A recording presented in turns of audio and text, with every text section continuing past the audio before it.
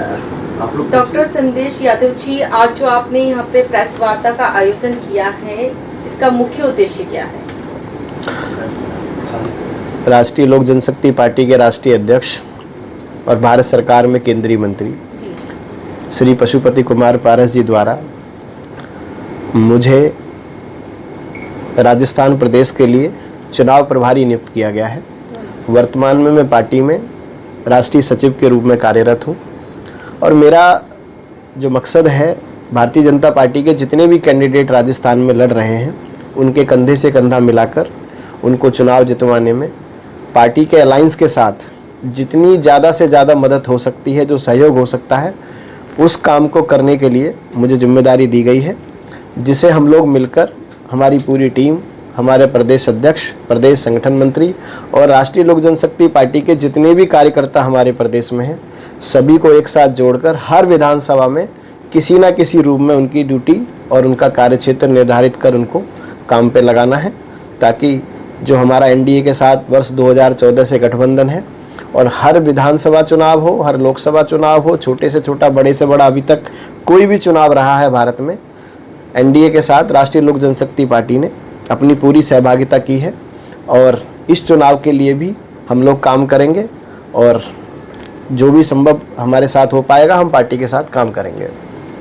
कितनी सीटों पर चुनाव आपकी पार्टी लड़ रही है, क्योंकि बीजेपी का भी गठबंधन के साथ आपका काम चल रहा है? नहीं, राजस्थान में जितनी भी सीट है सभी पर भाजपा के उम्मीदवार लड़ रहे हैं। हम लोग उनके साथ, उनकी सहभागिता में और उनको चुनाव जितवाने में उनके साथी के रूप में लड़ेंगे। भाजपा ने किसी अन्य सहयोगी को भी टिकट दिया है, वहाँ पर सीटें आरक्षित की हैं, नहीं की है? हमारी राष्ट्रीय लोक जनशक्ति पार्टी के लिए हमने कोई सीट की वहाँ डिमांड नहीं की है। बाकी अन्य जो सहयोगी दल? नहीं, मेरी जानकारी में नहीं है वो। सिर्फ अकेले? जी। सभी लोग उसी को सपोर्ट? सभी उसी को सपोर्ट कर रहे हैं। जितने भी एनडीए के गठबंधन के जितने भी दल हैं, सभी भारतीय जनता पार्टी के उम्मीदवारों को सहयोग कर रहे हैं। मकसद जो है राजस्थान में भारतीय जनता पार्टी की सरकार बनाना है, तो इसलिए विभिन्न मंचों पे जाना उचित नहीं है। एक ही मंच से सब लोग लड़ेंगे तो भारतीय जनता पार्टी की सरकार बने। कहीं न कहीं किसी न किसी दल को बीजेपी भी सपोर्ट कर रही है, उनके कैंडिडेट को उतारा गया है किसी भी लोकसभा से?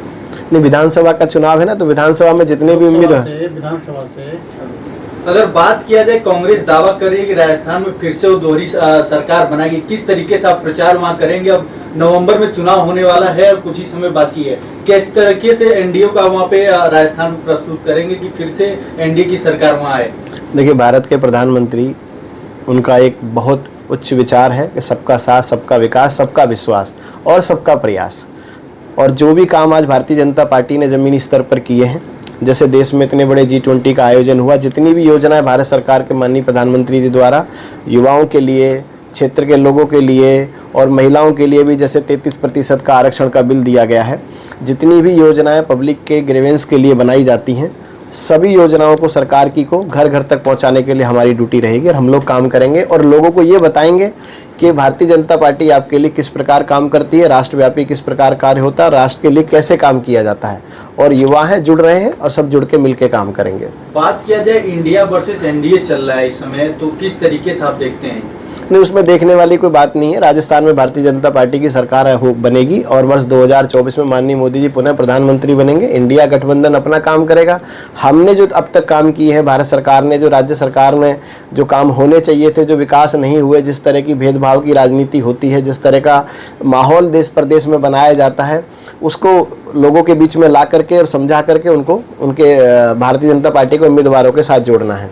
बात किया जाए, राजस्थान के साथ साथ 4 प्रदेश और हैं जहां विधानसभा चुनाव होने वाले हैं। किस तरीके से आप राजस्थान देख रहे हैं और चारों प्रदेशों को लेकर क्या कहना है? देखिए, मेरी जो जिम्मेदारी राजस्थान की है, मेरा फोकस पूरा राजस्थान पे रहेगा। अगर दूसरे राज्यों में जाऊंगा तो ध्यान बढ़ जाएगा, इसीलिए जो बात किया जाए, लोकसभा चुनाव भी नजदीक आ चुका है, विधानसभा चुनाव है राजस्थान में, अब कुछ ही समय बाद लोकसभा भी होगा, तो क्या किस तरीके से आप प्रस्तुत करेंगे कि आने वाले समय में लोकसभा चुनाव 2024 में फिर से बीजेपी की सीट मिलेगा? देखिए, लोकसभा चुनाव को लेकर तो भारतीय जनता पार्टी और देश के प्रधानमंत्री पूरी तरह आश्वस्त है। पूरा देश उनके साथ है। 2024 में देश के प्रधानमंत्री नरेंद्र मोदी जी होंगे। राज्य सरकार की जो बात है, राज्य सरकार की भूमिका, राज्य के चुनावों की भूमिका बहुत बड़ी होती है केंद्र की सरकार के लिए। और हमारा जो मकसद है, ज़्यादा से ज़्यादा सीटें आएँ और राजस्थान में भाजपा की सरकार बने, ताकि जो है हमारा 2024 का चुनाव और भी मजबूती से निखर के आएगा और यही मुहिम पे हम लोग काम करेंगे। बात किया जाए मेन मुद्दा होता है एजुकेशन होता है, विकास की बात होती है। इस बार आप क्या लेके जाएंगे राजस्थान में और किस तरीके से उन वोटरों या युवाओं को किस तरीके से एनडीए में शामिल करेंगे कि वो वोट दें? अभी भारत सरकार ने जितनी भी योजनाएं बनाई उनकी चर्चा तो हम ऑलरेडी राजस्थान में कर रहे हैं। उसके बाद जो पार्टी का मैनिफेस्टो बनेगा, जो पार्टी अपनी योजनाएं जारी करेगी, उन सारी योजनाओं को जब सब जन जन तक पहुंचाएंगे, उसके लिए जो भी पार्टी की नीतियां रहेंगी उसको प्रकार किया जाएगा। आपने कहा कि राजस्थान में विकास नहीं हुआ है, वो कौन से विकास हैं? विकास का क्या मापदंड है? आप कैसे कर सकते हैं कि वहाँ विकास नहीं हुआ है? अगर नहीं हुआ है तो वो कौन कौन से काम हैं जो नहीं हुए हैं? और आप वहाँ जा रहे हैं प्रभारी बन करके, तो बतौर प्रभारी आप कौन कौन से विकास को और कौन कौन से कामों को आगे बढ़ाने का काम? पहला कदम आपका क्या होगा? पहला कदम आपका क्या होगा? देखिए, जितने भी युवा हमारे साथी हैं, भारत सरकार की सारी योजनाओं को हम एक रोस्टर में ला रहे हैं। लोगों को बताएंगे कि पिछले 5 साल में क्या होना चाहिए था और क्या हुआ है, और किस तरह की डेवलपमेंट राजस्थान को मिलनी चाहिए थी और क्या आगे मिलेगी। उन सारी योजनाओं का समावेश करके, उन सारी योजनाओं पर चर्चा करके हम लोग अपने काम करेंगे।